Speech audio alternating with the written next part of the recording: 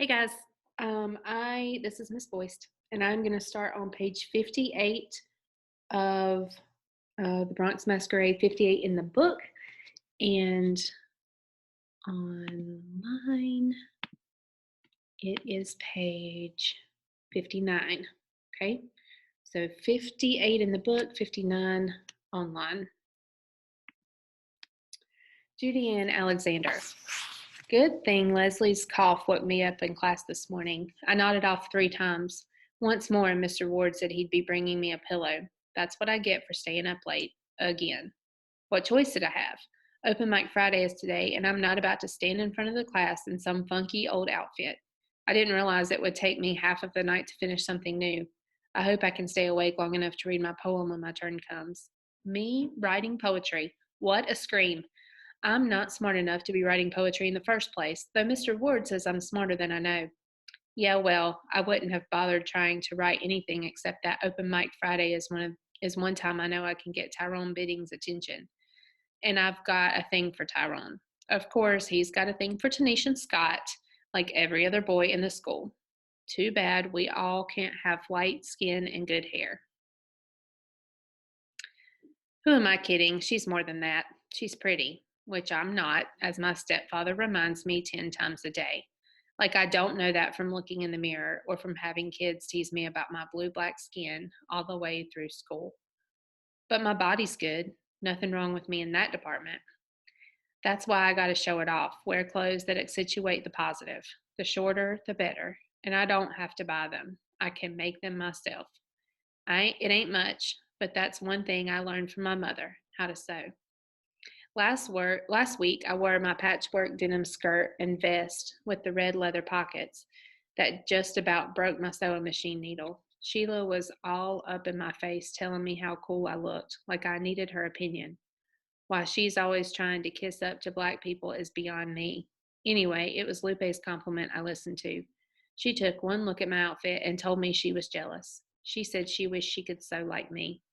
Honey, I thought to myself, give me some of that pretty skin and hair of yours, and I'll trade. Lupe has no idea how pretty she is. You should see Raoul and some of the other guys, black and white, sniffing around her. And does she notice? Don't look like it to me, except for Raoul. It's hard not to notice Mr. Latin lover boy. Anyway, Lupe says she's already has a boyfriend. I'm thinking he's invisible, though. I never see him. He goes to another school, she says. Others say he doesn't go to school at all, that he dropped out a long time ago, that he's 8 years older than Lupe. 8 years! But hey, it's none of my business. At least she's got somebody. I'm still working on that one. Meanwhile, I spend my weekends alone, holed up in a room with my Singer sewing machine.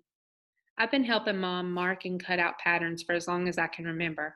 I even helped her draw a few that Vogue never thought of.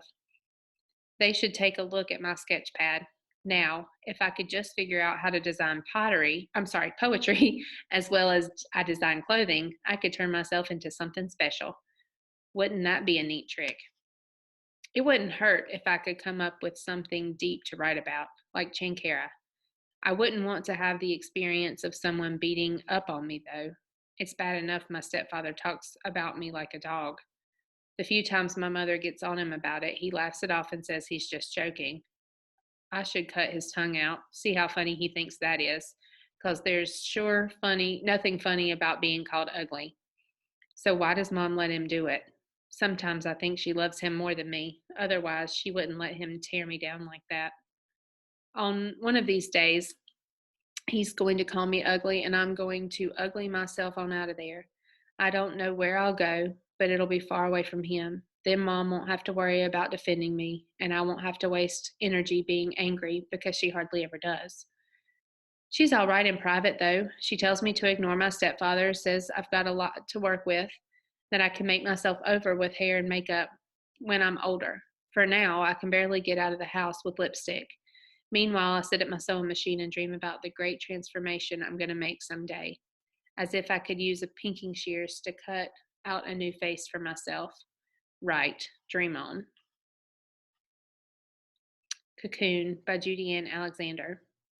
Her cocoon is see-through. Inside, she is busy with pattern and pinking shears. If the ears are too long, she'll snip them. If the mouth is too wide, she'll stitch up the corners. Her needle and thread hold more magic than any wand. With her chalk, she can outline a fine and voluptuous shape. The nape of the neck is the perfect place to tuck and fold. Her straight pins hold the skin together just so. A quick basting stitch lets her know where to set her seams, her cuffs, her hem. After all, her arms and legs mustn't be too long. She mustn't stand too tall. Perfect beauty is what she's after. She's already had enough laughter in her life. The day she clips her way out of her cocoon, the only sound she plans to hear is a deafening cheer. Tyrone. Don't none of these girls like the way they look? I don't get it. Guys don't have that problem. Not the guys I know. Will somebody clue me in?